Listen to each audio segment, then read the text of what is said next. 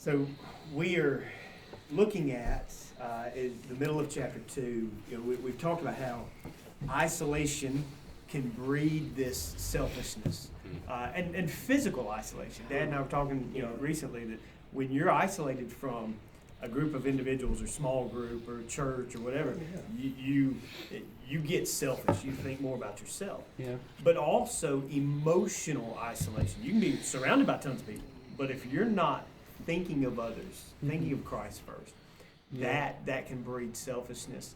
Of any person in the New Testament, Paul had the excuse in prison to get selfish, and yet he doesn't. Yeah. But I think that part of that has to do with chapter 2, starting in verse 19, where he brings up the name of an individual, Epaphroditus.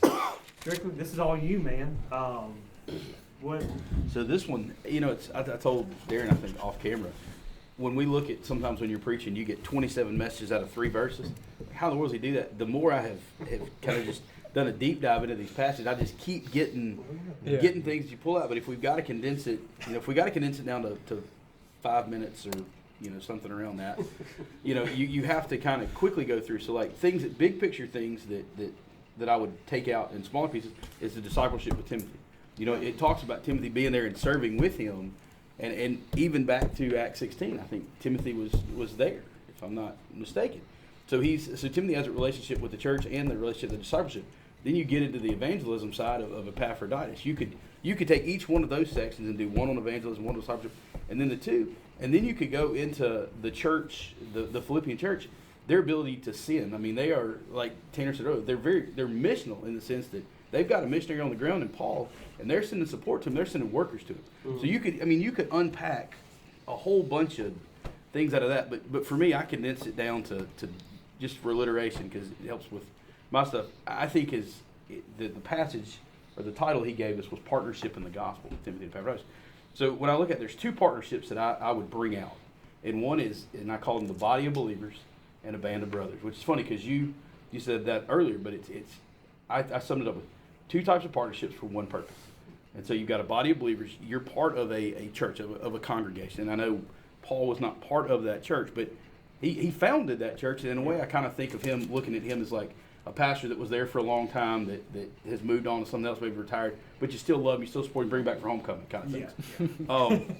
Yeah. And so the first thing I think you need is that body of believers, that congregational fellowship to encourage you, to hold you up, to pick you up in the bad times, to build you up and to grow you spiritually. I think that's one aspect of it. And then the other one is the band of brothers, and that's a military term for a small group. It's not the whole army. That's that small group that goes and fights together. Mm-hmm. And for us, to me, we need that group of guys that you can go out and you're digging with.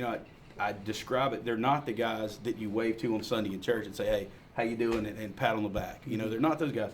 It's your dudes. It's the guys. It's the guys that you're digging ditches with. That the storm comes through and the tree falls down. You're cutting the trees, getting poison ivy. Or they call you and say, "Hey, dude, we go to Maine." You're doing that stuff. Yeah, they're also the ones that are there, when the bad stuff happens. And they build you up and hold you accountable. So to me, the 2 partnerships that I'm going to try and focus on is that body of believers, that fellowship of believers in a corporate worship. And I think, you mentioned COVID earlier. I think part of our COVID hangover is hey, it's okay to watch it on the screen from our couch. That's worship. Well, now we can go back to church. But if watching it from the couch is okay, maybe watching it from the beach is fine. And if watching from the beach is fine, I bet the bleachers is good too. And we've gotten farther and farther away. It's more comfortable. Yeah, from our need to be in that corporate worship. And so that's the thing that I think, and that you can literally look at just about every verse and pull that out. And then that second part is that, again, that band of brothers, that group of dudes that you go through the fire with, that have earned the right to, in the good times, go, "Hey, man, I'm proud of it." And in the bad times, we need to try a little better on that. They've earned the right to be able to, like last night we were at Brian and Shell's house, and I had not done the reading for yesterday yet, just kind of the way yesterday worked out. And Brian looked at me, he said, "Hey, did you do your reading yet?" Yeah, I'll do that. So, it's little things, that accountability. But then, again, the 2 partnerships for one purpose, and that purpose is to bring the gospel, to go out and to share the gospel. So if I had to quickly get mine down to 5 minutes or less, it would be those 2 partnerships, body of believers, band of brothers, to bring the gospel. And that's, again, you can take out a whole bunch of different things out of that. But those big picture 5 minutes, that's what I would go to. And again, it's when you talk about that band of brothers, you look at the way that Paul refers to Timothy and Epaphroditus as a brother and a son. And so again, you could go into discipleship and evangelism, different things, but big picture, I think those are the partnerships that you're trying to get at. Even, calls him my fellow soldier. Yeah. So, it fits right. It fits right in there. Like, we're in the trenches together. Yeah. The fact that we have to apply, we have to find a way to give the congregation a way to apply all of this with the time that we have also. Oh yeah. I'm curious, how are you going to lead the congregation to apply that band of brothers mentality to their own lives? So I'll tell you, here's where I'm with that is the need for small groups. The use of, when you look at our church and the number of people that actually participate in small group, if I had to enumerate my dudes, so to speak, every one of them came out of one of the two small groups. Every one of them. And if you told me, you said Sunday in church, who are the dudes that you didn't use dudes, but who are the guys that you call, who's your clique? Tribe. And tribe, yeah. And I wrote down just a couple quick names, and I was like, every one of those guys was a small group. So if you feel isolated or alone or not connected, the first place to go, or an easy place to go, I won't say the first place, is find a small group. And I say it every Sunday when I do announcements. Except for this Sunday, I messed up. I completely. Before church, Matt said, "Hey, you want to come in here and pray?" I'm like, "Man, I got to get announcements ready." And then I flubbed announcements. Instant lesson learned. But every Sunday, save that one. I say, small groups and Sunday school. Those are two wings. intimate ways that you can plug in and meet people.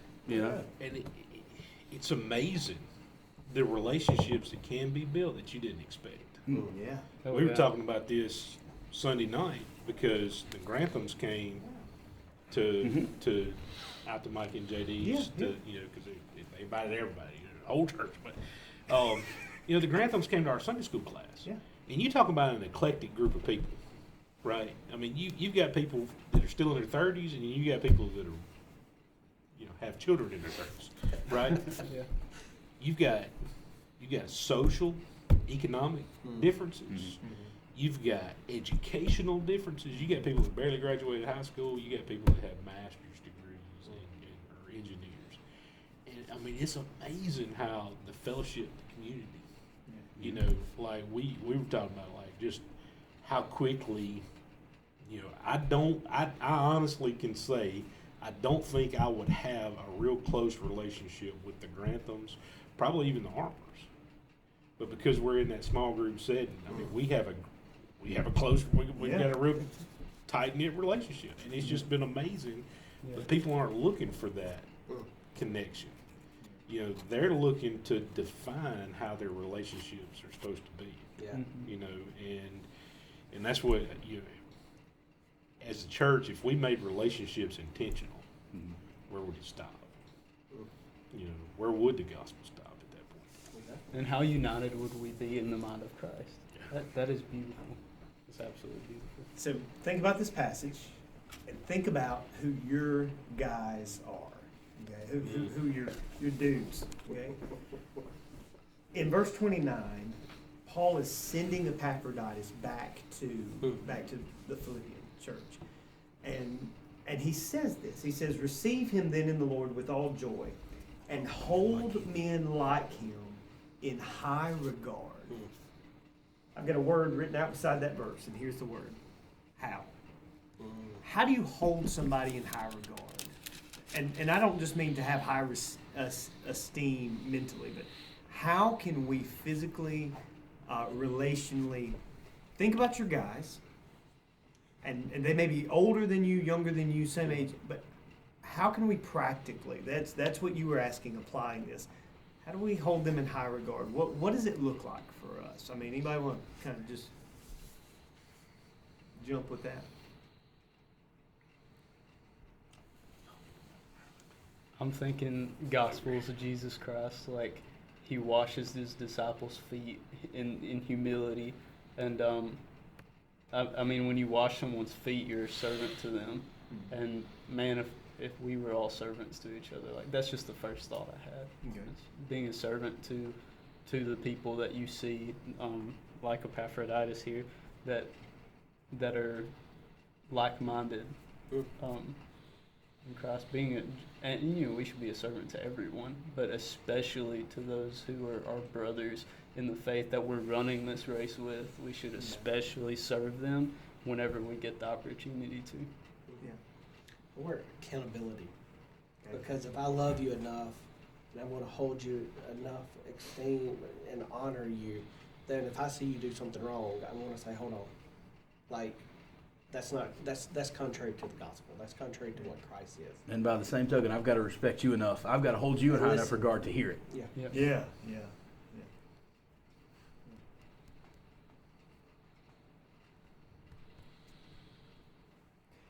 By nature, we're just very selfish people. We're selfish with our time, selfish with our talents, our treasure, whatever.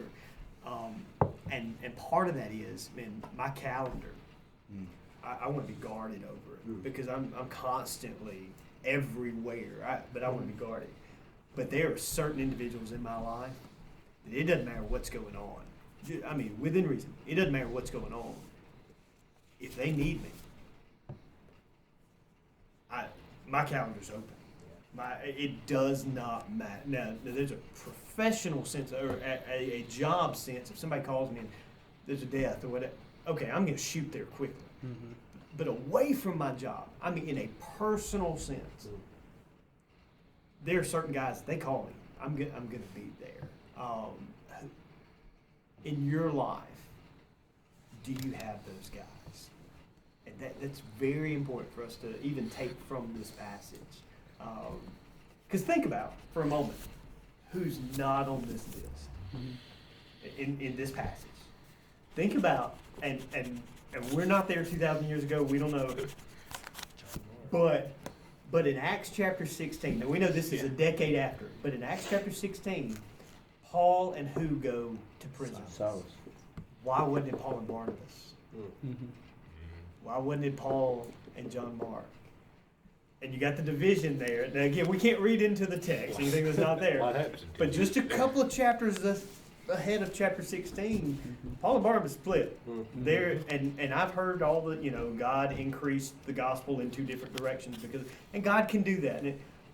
But over a division, Paul and Barnabas weren't in prison together. Yeah. They weren't. In this section, Paul and Timothy are together. Okay, they're writing this together. Paul and Epaphroditus. God put the right men at the right time in a vacuum in that sense of where there was no friendship. Sometimes in our lives we do need separation from people, but we need those people in our lives. We need to esteem them and bring them in. Just thinking through that. Anybody got anything? I just wanted to kind of throw that one out there. One thing you said, how you hold them in high regard, I think you're available. And as I read through this, trying to kind of parallel, obviously Cameron, for me, is Timothy.